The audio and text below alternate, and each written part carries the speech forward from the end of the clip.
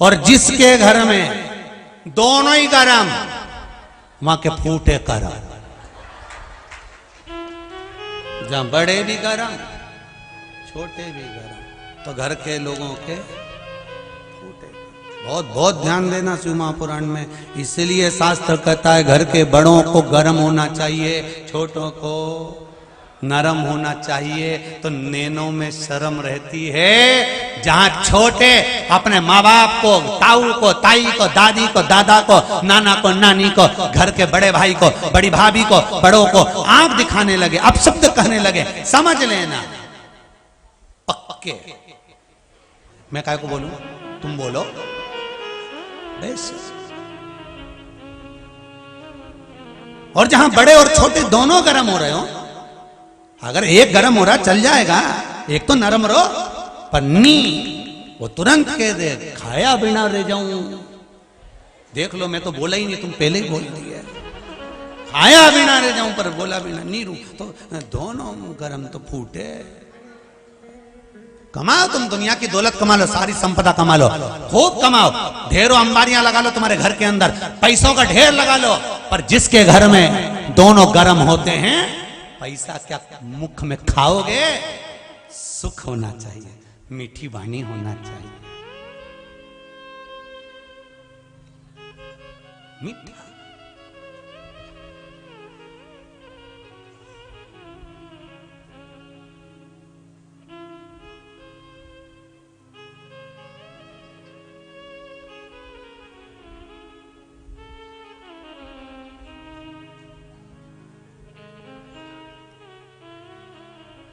एक ना जाने कौन सा गीत था, वो याद नहीं आ रहा।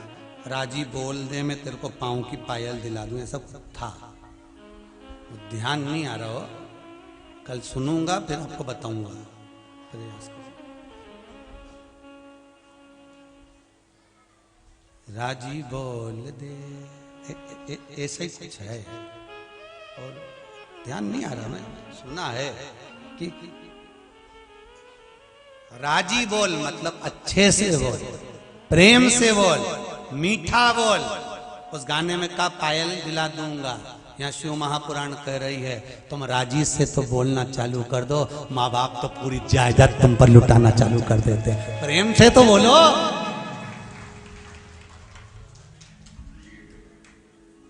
पत्नी 50 बार तुम्हारे लिए चाय बना दे,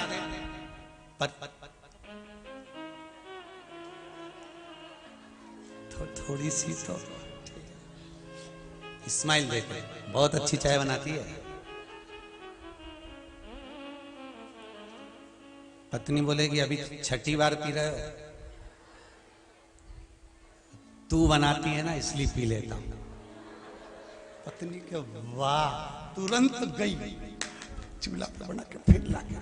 इतना में फिर का बेस्ट फ्रेंड रह गया। सोच के पड़ा है 7वीं हो, थोड़ी सी देर में भी कुसमांडा चंद्र घंटा कभी भी हो सकती है। चेंज होने में बदलता है क्या? चेंज होने कभी भी, अब फिर तुरंत।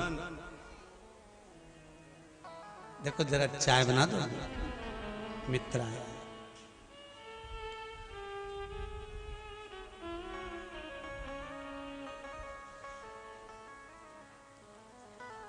इसकी एक आदत बहुत अच्छी है, बच्चों को भी अच्छे से संभाल लेती है और चाय भी। चलिए, क्योंकि उसने देख लिया था गोदी में बच्चा है, तो इसको लेके आप प्रेम से तो बोलो। जो क्रोध में कहा, यदि वो प्रेम से कहा होता तो दुनिया का सारा काम बन गया होता, सारा काम। आप प्रेम से तो बोलो, क्या चाहिए, केवल प्रेम की, स्नेह की वाणी। महाराज प्रणत शंकर भगवान को देख रहा है और भोलेनाथ जी को देखा तो प्रणत के मन में आया, मुझसे ज्यादा भजन कर रहा है, मुझसे ज्यादा मंत्र जाप कर रहा है, मुझसे ज्यादा स्मरण कर रहा है। प्रणत के मन में थोड़ा सा भाव जागृत हो गया। भजन करने वाला जब भजन करता है, जो नहीं करता है उसकी चित्तवृत्ति में यही आता है कि ये क्यों कर रहा। अच्छी जगह जाओगे तो ही तुमको कोई टोकेगा, कभी बुरी जगह जाकर बताना कोई नहीं टोकेगा। किसी की सामर्थ्यता नहीं है कि कोई टोक दे। तुम जाके बताओ बुरी जगह।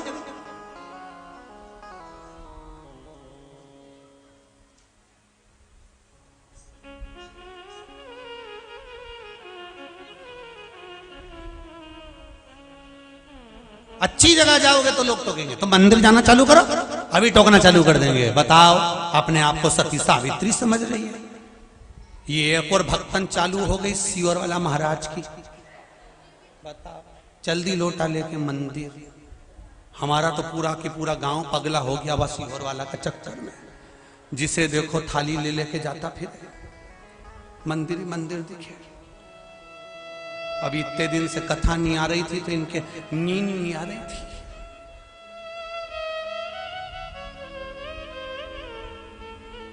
नींद नहीं आ रही।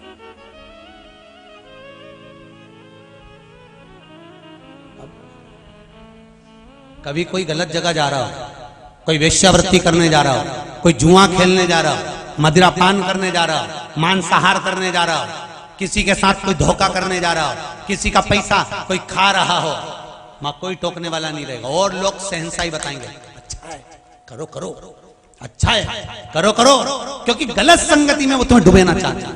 पर तुम जब अच्छी जगह जाते हो ना तो लोग टोकने वाले बहुत मिल जाते हैं। कहां चक्कर में पड़े हो? काय को बेलपत्री में शहद लगाकर शंकर जी को चिपका रहे हो? क्यों काली मिर्ची चढ़ा रहे हो? क्यों शिव जी पे दूध चढ़ा रहे हो? दूध चढ़ाने से होता क्या है? क्या होगा? क्या होगा चंदन की माला से जपने से? क्या होगा तुलसी की माला से जपने से? क्या होगा गले में तुलसी की माला और रुद्राक्ष की माला पहनने से? अच्छी जगह जाओगे तो लोग टोकेंगे, आपको रोकने का प्रयास करेंगे। पर आग लगे बस्ती में, अपन रेव मस्ती में, बेलपत्री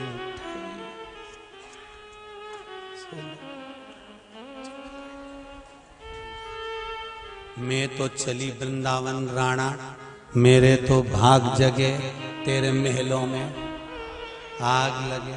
हमें क्या करना?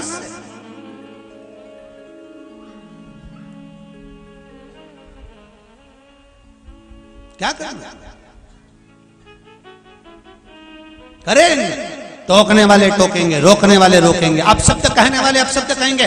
केवल अच्छी जगह जाने वाले को रोका जाता है, सत्कर्म में लगने वाले को रोका जाता है, नेक कर्म करने वाले को रोका जाता है, अच्छे विचार रखने वाले को रोका जाता है। अच्छे विचार रखने वाले जो सतमार्ग की ओर बढ़ता है, अच्छे मार्ग की ओर बढ़ता है, लोग उसको रोकने का प्रयास करते हैं, रोकने का प्रयास करते हैं।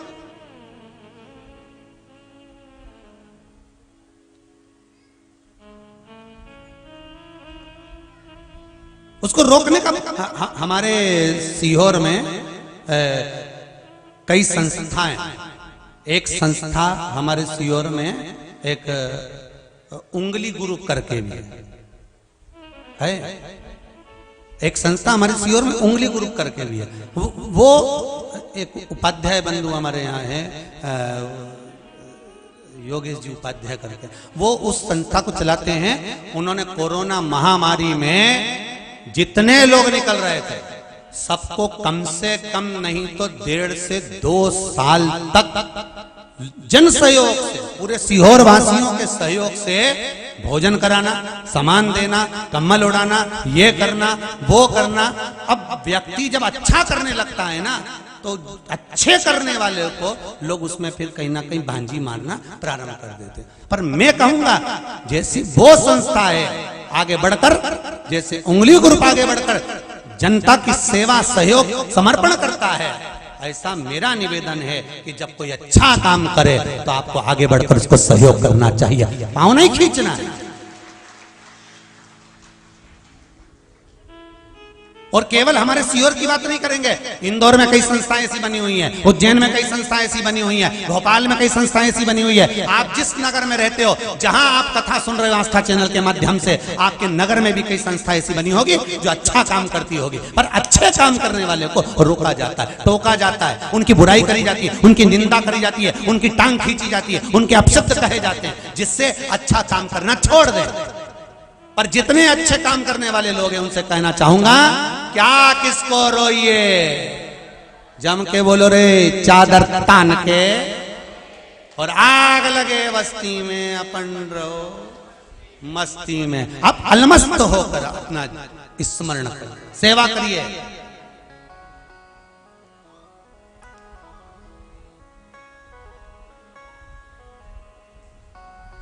अच्छे से अच्छा कर्म करने का प्रयास करो, नेक कर्म करने का प्रयास करो। बस एक बात का याद रखना अपने जीवन में, एक बात ध्यान रखना, डॉक्टर की डिग्री आपके पास में है, इंजीनियर की डिग्री आपके पास में है, आपने अच्छी अच्छी पीएचडी कर रखी है, ये डिग्री आपकी आत्मा की संतुष्टि के लिए है। पर सही संतुष्टि, सही डिग्री तो वो होती है जब हम किसी रोते हुए के चेहरे पर हंसी दे देते हैं, हम किसी के चेहरे पर स्माइल दे देते हैं, हम किसी के चेहरे पर प्रसन्नता दे देते हैं।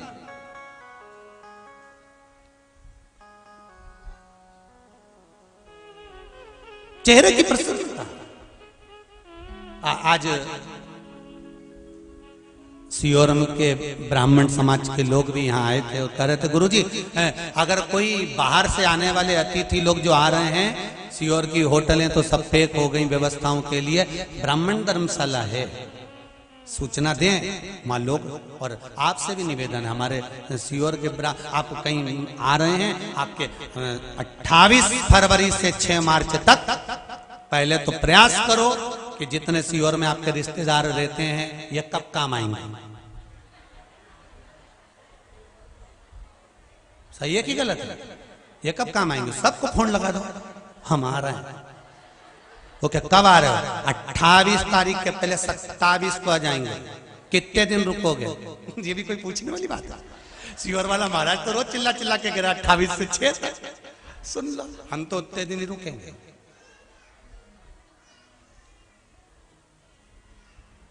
कईयों के बीपी ऊंचे नीचे हो जाएंगे।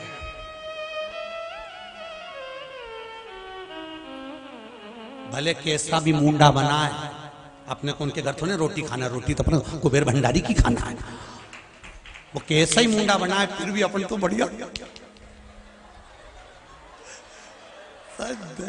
बढ़िया। और असली सोने की रकम पहन के नहीं आना है। अब की बार हमने दरवाजे पे लिख दिया है, एक जांच करने वाले को बिठाएंगे, अगर सोने की रकम पहन के आए तो उसको वहीं से निकाल दो, क्योंकि इनकी रकम घूमे, हमारी बीपी ऊंची नीची करा रहे हैं बार बार अनाउंस करवा के, हमारा ये चले गया, हमारा वो चले गया।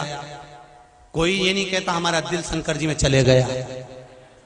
तो आप बिल्कुल सावधानी से आना। सब सोने का सामान घर छोड़िए, और 7 दिन के लिए सोने का सामान घर नहीं, सोना भी घर छोड़िए।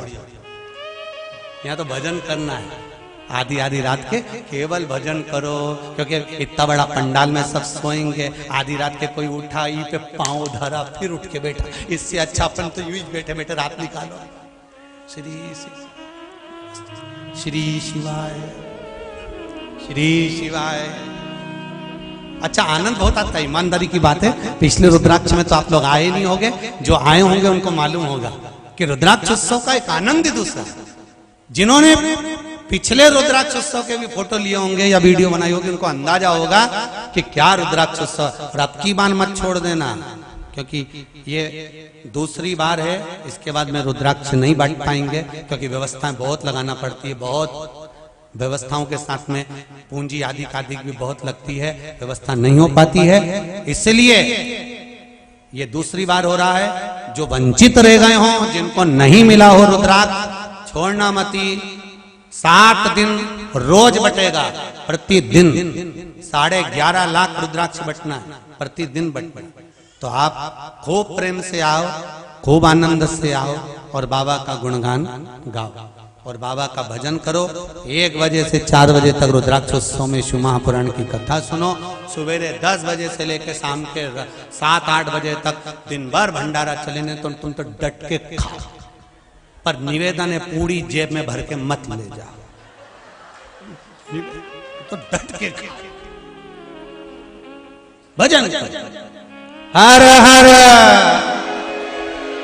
भगवान शिव की कथा कर रही है, ओगड़दानी शंकर का चरित्र कह रहा है। आपका चित्त वृत्ति स्वयं प्रणत के मन में आ गया, और प्रणत के मन में आया कि ये मुझसे ज्यादा भजन कर रहा है, ये मुझसे ज्यादा स्मरण कर रहा है। जो भजन नहीं करता, दुख उसको होता है कि ये ज्यादा क्यों कर रहा है, ये आगे क्यों बढ़ रहा है, ये इतनी तरक्की क्यों कर रहा है। बिल्डिंग सबको नजर आती है, पर बिल्डिंग के नीचे जो बिम गड़े होते हैं वो किसी को नजर नहीं आते कि इसने अपनी जिंदगी में कितना संघर्ष करा होगा, कितना ठोकर खाई होगी, कितना ठुकाया होगा, नीचे से कितना मजबूत होगा, तब जाकर बिल्डिंग खड़ी हुई होगी। व्यक्ति ने कितना दुख झेला होता है तब जाकर उन्नति की सीढ़ी पर चढ़ पाता है। कितना दुख झेला होगा तब आगे बढ़ा।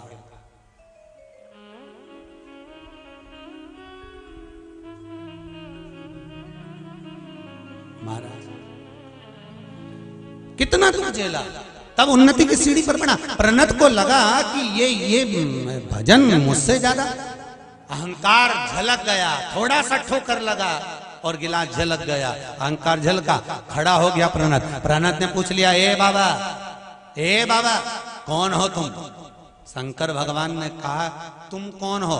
प्रणत कहते तुम मुझे जानते नहीं हो। मेरे शरीर में जहां पर कट लगता है, मेरे शरीर में जहां घाव होता है वहां से वृक्ष की पत्तियों का रस टपकता है। मेरे शरीर में खून नहीं है। मैंने इतना तप करा है शंकर का, मैंने इतना तप करा है कि मेरे शरीर में से खून नहीं बहता, मेरे शरीर में से मात्र अगर बहता है तो पत्तियों का रस बहता है। ये अहंकार को टल्ला लगा है, झलक रहा है।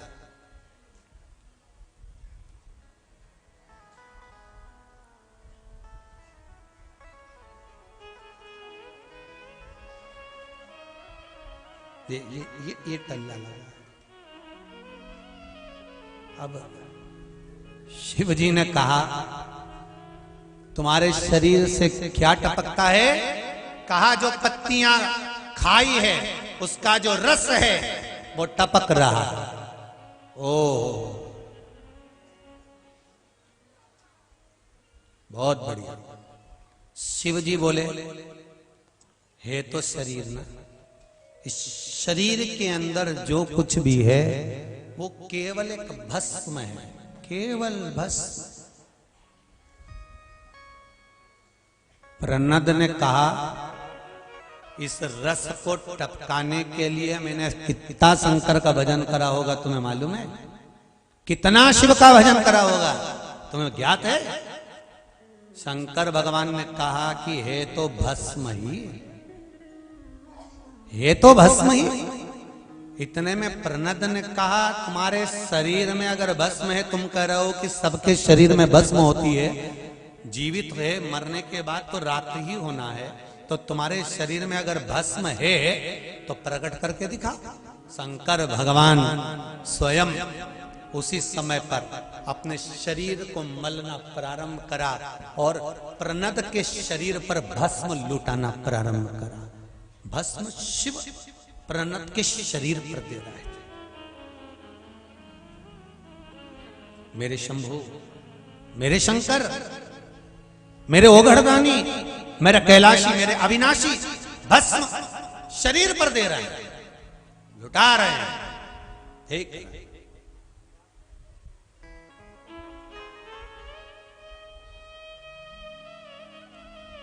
प्रणद ने कहा, ये तो शरीर में भस्म लगा कर आ गए होगे इसलिए उड़ा रहे हो। शरीर के अंदर भस्म है क्या? जैसे मैंने शरीर को काटा उसमें से पत्तियों का रस निकला, क्या शरीर के अंदर भस्म है? शंकर भगवान ने कहा, ये ले। शिव जी ने उसी समय पर अपने शरीर पर घाव करा और भस्म निकाल कर जो दिखाया, प्रणद चरणों में पड़ गया। प्रभु दर्शन दीजिए, आप हैं कौन? शंकर भगवान सामने प्रकट हो गए। प्रणत ने कहा, आप मेरे लिए यहाँ प्रकटे हैं? शिव जी कहते हैं, जब मेरा कोई भक्त अहंकार में डूबने लगता है तो उसके अहंकार को समाप्त करने के लिए मुझे लीला रचना पड़ती है। इसलिए प्रणत, तू कहीं अभिमान में ना डूब जा। अगर भगवान सेवा करने का मौका दें, आपको कहीं सत्कर्म में लगाएं, आपको कहीं भजन में लगाएं, कीर्तन में लगाएं, नाम स्मरण में लगाएं, नाम जाप में लगाएं, तो निवेदन है आप सत्कर्म की ओर बढ़ो, अच्छे कर्म की ओर बढ़ो, सुख मिलेगा आपको, आनंद की अनुभूति होगी आपको।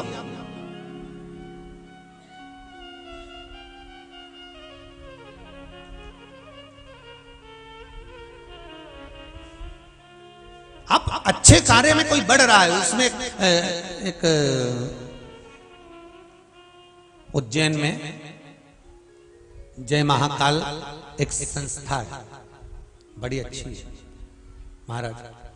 जब कुंभ का मेला हो, चाहे सावन का महीना हो, चाहे शिवरात्रि हो, चाहे मुख्य सोमवार पड़ते हो, शाही सवारी निकलती हो, वो संस्था का देखा है कि वो नियम से इतनी सेवा करती है, इतनी सेवा करती है कि सेवा में अपने पलक पावड़े क्या ना बिछा दे, उस सेवा के क्रम में लगे रहते। और केवल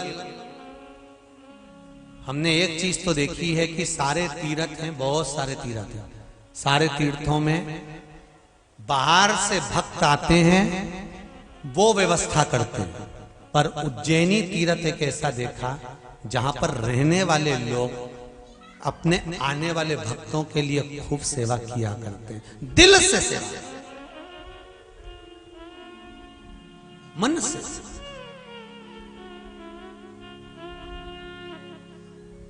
इसलिए वो कहते हैं ना, तुम तारे बनो तो मैं चंदा आकाश में मिलेंगे, ओ भोलेनाथ आकाश में मिलेंगे, ओ भोलेनाथ आकाश में मिलेंगे, ओ भोलेनाथ आकाश में मिलेंगे, ओ भोलेनाथ तेरे संग में रहूंगी, ओ भोलेनाथ तेरे संग में रहोगे, ओ भोलेनाथ मेरे ओ भोलेनाथ, ओ भोलेनाथ मेरे ओ भोलेनाथ, ओ भोलेनाथ मेरे ओ भोलेनाथ, ओ भोलेनाथ मेरे ओ भोलेनाथ, ओ भोलेनाथ तेरे संग में रहूंगी, ओ भोलेनाथ तेरे संग में रहूंगी, ओ भोलेनाथ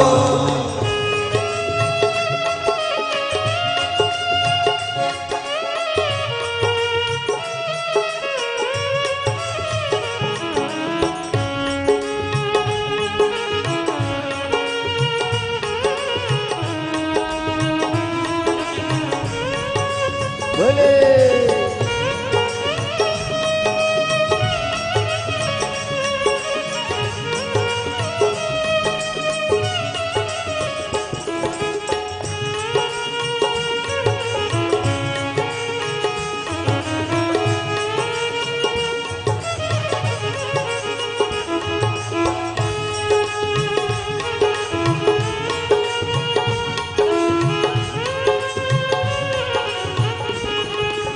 शंभो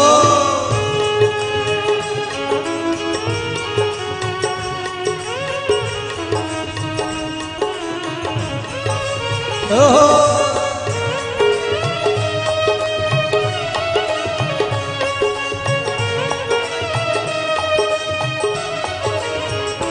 तुम नदियाँ बनो तो मैं मछली बनूं, तुम नदियाँ बनो तो मैं मछली बनूं, तुम जलवा बनो तो मैं मछली बनूं, तुम जलवा बनो तो मैं मछली बनूं, नदिया में मिलेंगे, ओ भोलेनाथ नदी। शांत हो, माता सरस्वती के चरणों से निकली थी, माता सरस्वती में ही समाहित हो गई। लता दीदी मंगेशकर उसी में समाहित है। व्हाट्सएप पर, फेसबुक पर उनके अंतिम समय के फोटो चले, आप लोगों ने भी देखे होंगे। व्हील चेयर पर थी, कहीं धीरे धीरे चल रही थी, सारा कुटुंब साथ में था, बहनें भी साथ होंगी, भाई भी साथ होंगे, रिश्तेदार भी साथ होंगे, परिवार भी साथ होगा। पर ईमानदारी से बोलो, तकलीफ परिवार वाले झेल रहे होंगे कि खुद को झेलना पड़ेगा? अरे जम के तो बोलो, स्वयं को। इसलिए बार बार कथा में कहते हैं मत बुरे कर्म कर बंदे वरना पछताएगा, भगवान की आंखों से तू बच नहीं पाएगा, तू बच नहीं पाएगा। मरने वाला व्यक्ति जिसके प्राण छूट रहे होते हैं, दुख उसको झेलना पड़ता है, कष्ट उसको झेलना पड़ता है, तकलीफ उसको झेलना पड़ती है। कोई कितने भी तुम्हारे अच्छे रिश्तेदार हो, तुम्हारे लिए रात दिन खड़े हैं, तुम्हें घुमाने भी ले जाएंगे, फिराने भी ले जाएंगे, तुम्हें लड्डू भी खिलाएंगे, ने थूली भी खिलाएंगे, तुम्हें दूध भी पिलाएंगे, तुम्हें चाय भी पिलाएंगे, अपने हाथों से पिलाएंगे। पर मरने वाला जो जीव होता है, प्राण त्यागने वाला जो जीव होता है, कष्ट उसको भोगना पड़ता है। अंतिम समय में उससे तो पूछो कि उसकी गति क्या होती है। तुम तो कह रहे हो कि लो चाय पी लो, लो दूध पी लो, लो थूली खा लो, और उसके शरीर में जब इंद्रियां सब शिथिल हो जाती हैं, सारा शरीर जब बेकार हो जाता है, डॉक्टरों ने भी देख लिया कि खूब अब नस देखो कितना कितना विचित्र शरीर है। जरा हॉस्पिटल में जाकर तो देखो, जो भगवान का द्वार नहीं ढूंढता, अंत में हॉस्पिटल में डॉक्टर उनके हाथ में नस ढूंढता।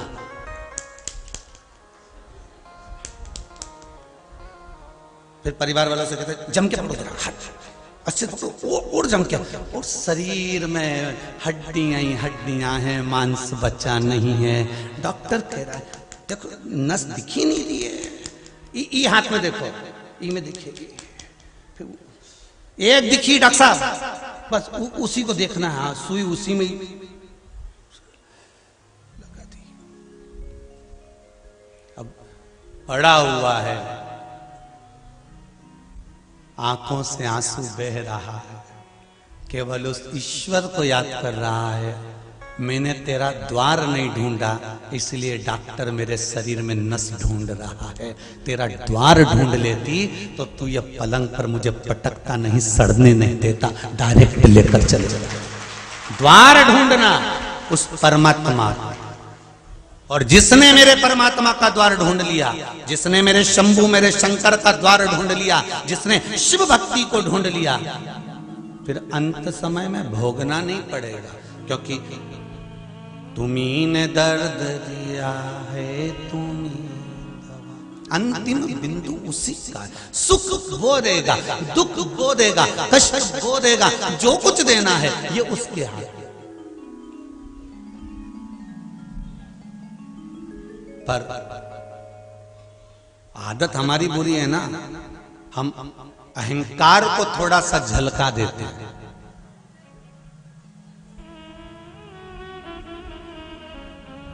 गिलास के अंदर चाय, कप के अंदर चाय,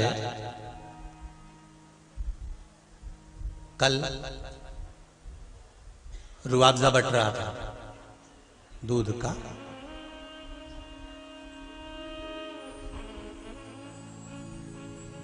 अब पनीर फैक्ट्री वालों की यहाँ की कथा है, तो रुआवजा तो बट नहीं है, तो दूध का रुआवजा बट रहा था, हम देख रहे थे, तो एक बापड़ा बेचारा यूं पी रहा था, और पीते पीते दूसरा इधर से आ गया। अब उससे एक चीज सीखने को मिली, गिलास में रुआवजा था इसलिए झलका, नहीं होता तो कोई कितना ही धक्का मार दे झलकेगा। पर वो सीखने को मिल गया कि भाई उसमें चाय थी, उसमें दूध था, उसमें रुआवजा था, इसलिए थोड़ा सा धक्का लगा और झलक गया। बस जिस शरीर में, जिसके भीतर अहंकार होता है ना, वो थोड़े से धक्के से झलक जाता है, तुरंत बाहर निकल कर आ जाता है। अहंकार झलकता है, थोड़ा सा टल्ला लगा झलक गया। जरा सी किसी ने कुर्सी नहीं दी, ने बैठने का नहीं बोला, ने धक्का लगा।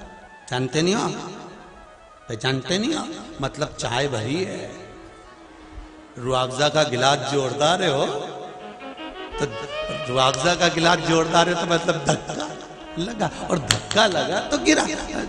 बहुत ध्यान देना महाराज जी, जब जब किसी व्यक्ति के मुख पर आ जाए कि तुम मुझे जानते नहीं, अभी तुमने मुझे क्या जाना है, तुम मुझे पहचानते नहीं हो, अभी तुम मुझे जानते नहीं हो, जरा जरा सी बात में अगर तुमको धक्का लग रहा है, थोड़ा सा किसी ने कुछ कहा, धक्का लगा और झलका, तो समझ लेना गिलास बहुत भर चुका है, बहुत भर चुका है, चाय बहुत भर चुकी है, अहंकार बहुत भर चुका है। ये अहंकार को थोड़ा सा खाली करना पड़ेगा, हमको थोड़ा अभिमान नीचे दबाना पड़ेगा।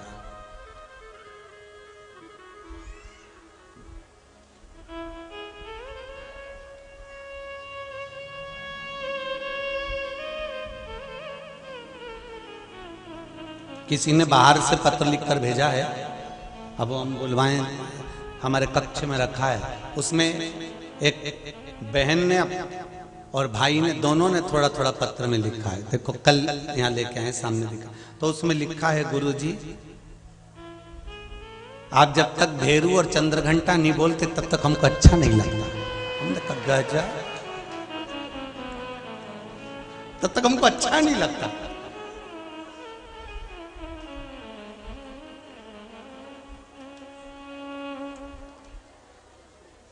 उन्होंने अपना नाम भी लिखा है?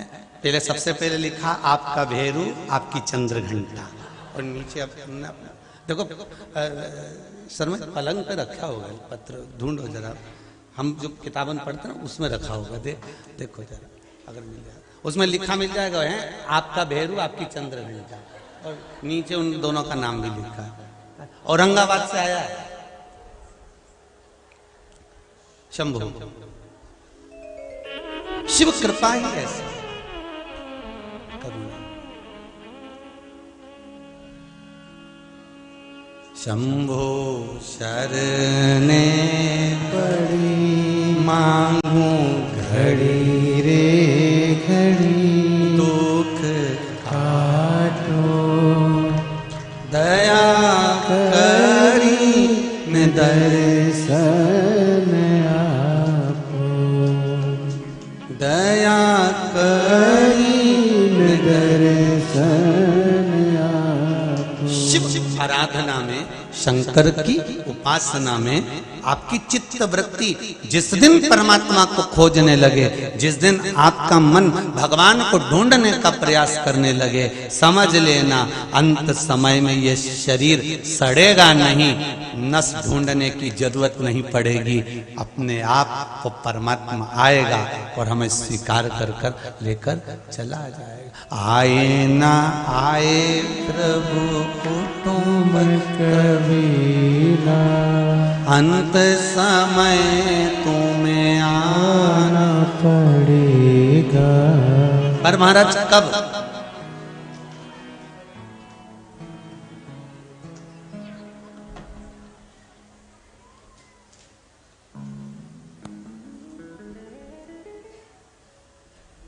कोई जाए ना जाए, अंतिम बिंदु है, अंतिम बिंदु। दो जगह पर किया गया कीर्तन,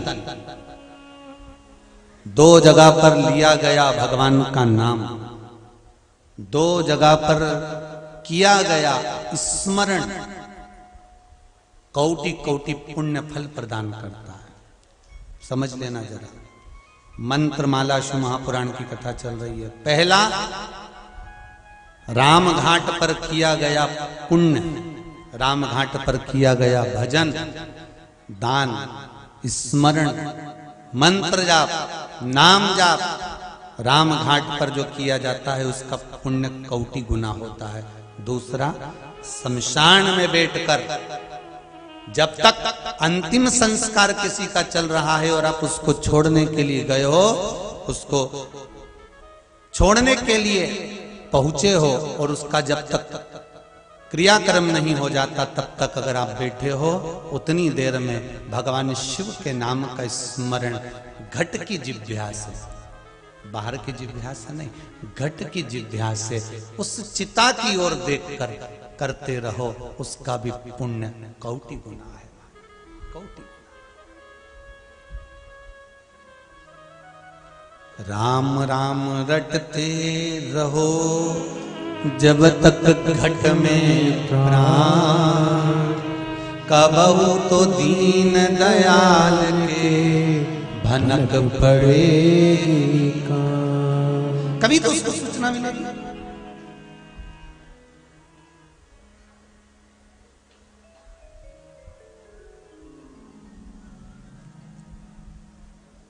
कभी तो वो आएगा आपकी चित्त वृत्ति में। बस आप जिस मंत्र को जप रहे हो, जिस माला को जप रहे हो, जिस माला के स्मरण में आप लगे हुए हो, जिस मंत्र को जपने में आप लगे हुए हो, जिस भगवान की भक्ति में आप लगे हुए हो, उसको ढूंढने का प्रयास करो, उसको पाने का प्रयास करो। कभी कभी शंकर जी के मंदिर में जाकर जरा दिल की बात में एक बात और कह दिया करो, बहुत दिन हो गए भोलेनाथ जी,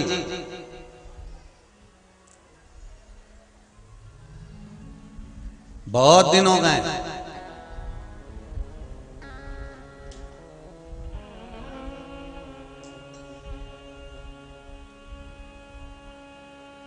हमारे घर का रास्ता भूल गए हो क्या?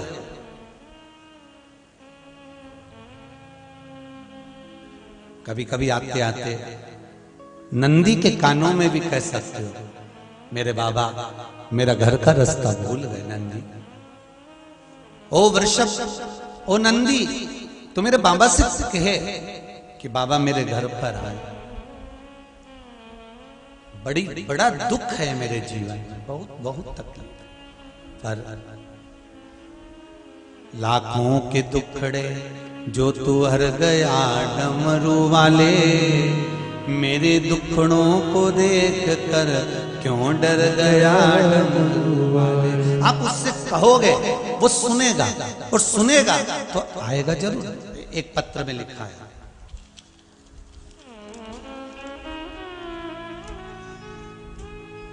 श्री पांडे राजेंद्र नासिक से हैं, राजेंद्र जी पांडे, कहीं बैठे हो तो हाथ उठाएं। नासिक से पांडे जी, राजेंद्र जी। मेरी पत्नी आप ही हैं, सो संगीता पांडे, जरा माइक दीजिए उधर, दे दो इनको, आगे बढ़ जाएगा।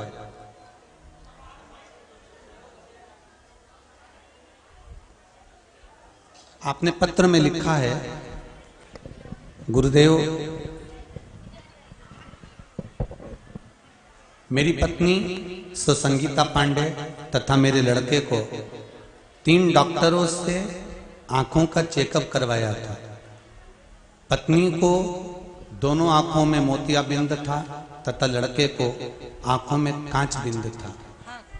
श्री शिवाय नमस्तुभ्यं। माइक पास में लीजिए। श्री शिवाय नमस्तुभ्यं। हाँ गुरु जी। कहाँ से आए हैं आप? मैं नासिक से आई हूँ। नासिक से हैं। क्या नाम है आपका? संगीता पांडे जी। और बेटे का नाम श्याम पांडे जी। हमारे दोनों को डॉक्टर ने आंखें की बीमारी बताई थी। माइक पास में लो, आवाज नहीं आ रही। हाँ, मुझे मोतिया बिंदु और लड़के को काज बिंदु बताया था जी। उसका ऑपरेशन, मेरा ऑपरेशन, दोनों के से हम परेशान थे, लेकिन आपके जो उपाय शिव पुराण के वो किए